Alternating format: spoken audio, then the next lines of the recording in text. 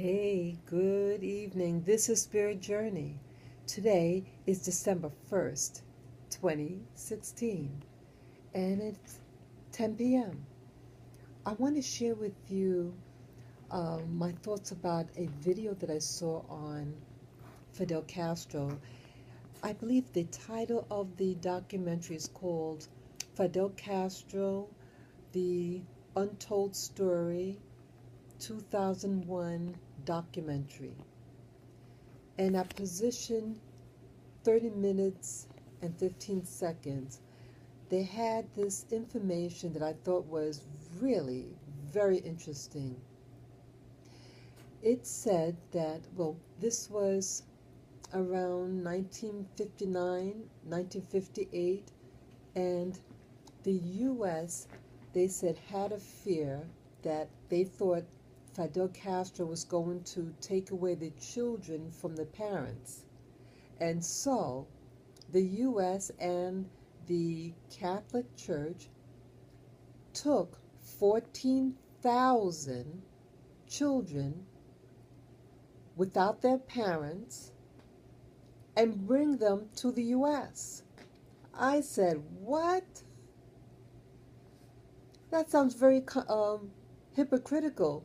If you're afraid of him taking away the children, so you're going to take the children instead and without their parents and bring them into a culture that they don't know, a country that they don't even speak the language?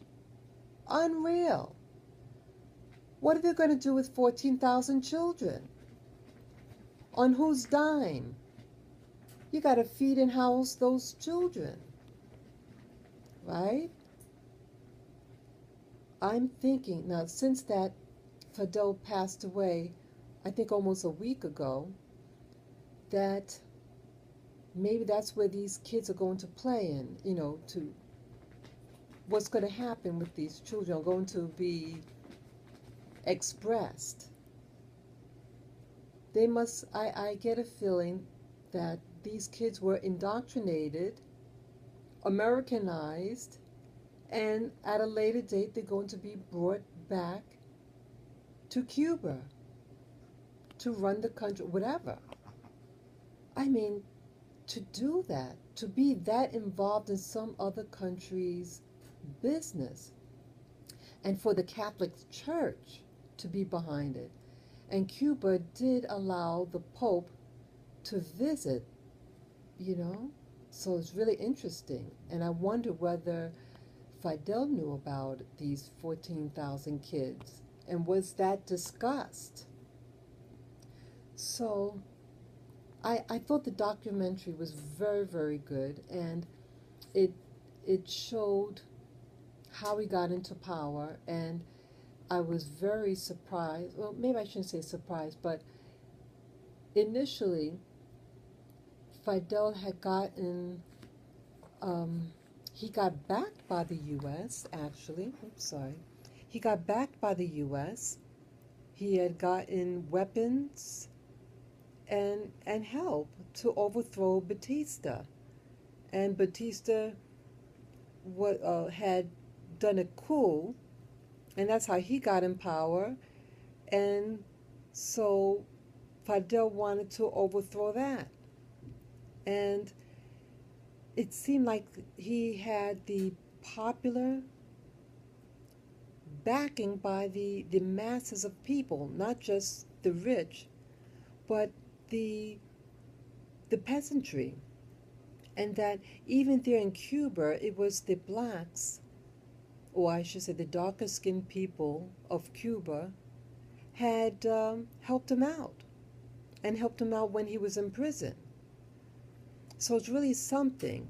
And then the documentary talked about when Fidel arrived in the United States in the 1960 around, and initially everything seemed very positive, okay, because the U.S. helped him, and he seemed very charismatic, and he seemed well received in the United States.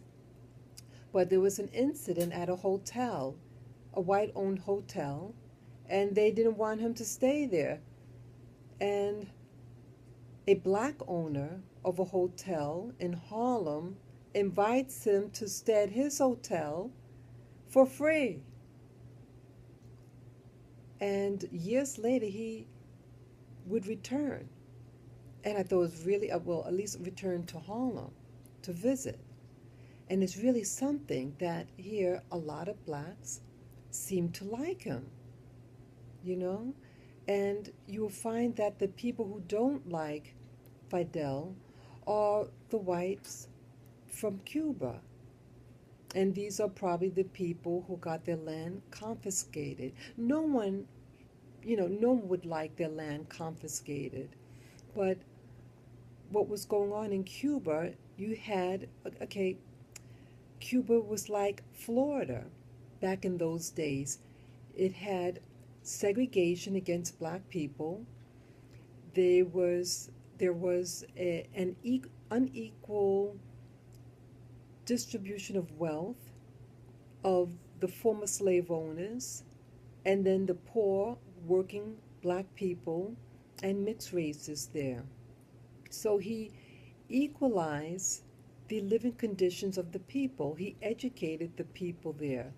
So education was accessible no longer just by whites, but by everyone. And so I thought that was very positive. But again, I could understand the counterpoint of you're a rich white landowner, or let's say you're a U.S. corporation. They said that 70% of the land there was foreign owned.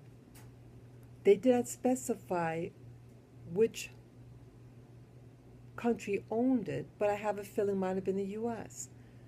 The U.S. did have business there in Cuba, but the documentary explained what was going on, what was the rift that developed between Fidel and the U.S. And it seemed to have started with regard to the oil refinery that's in Cuba.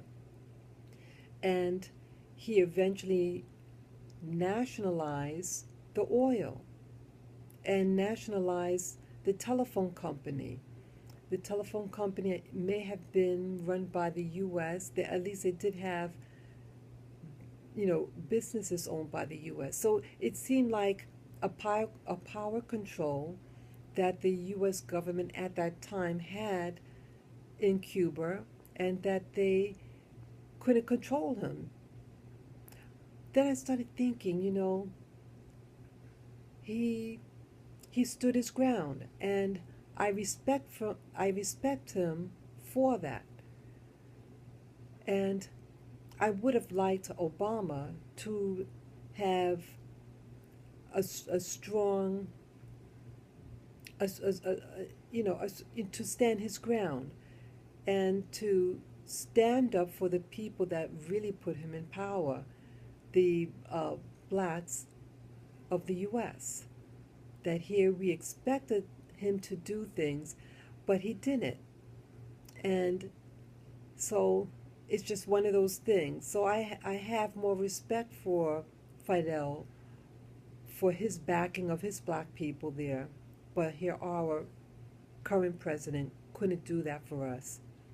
So it would have been good that Obama had learned from Fidel, but he didn't.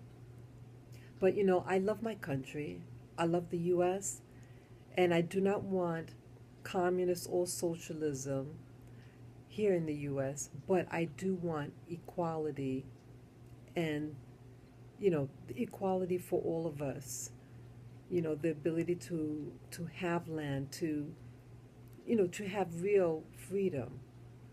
It has so much more potential, and I want the best for the U.S.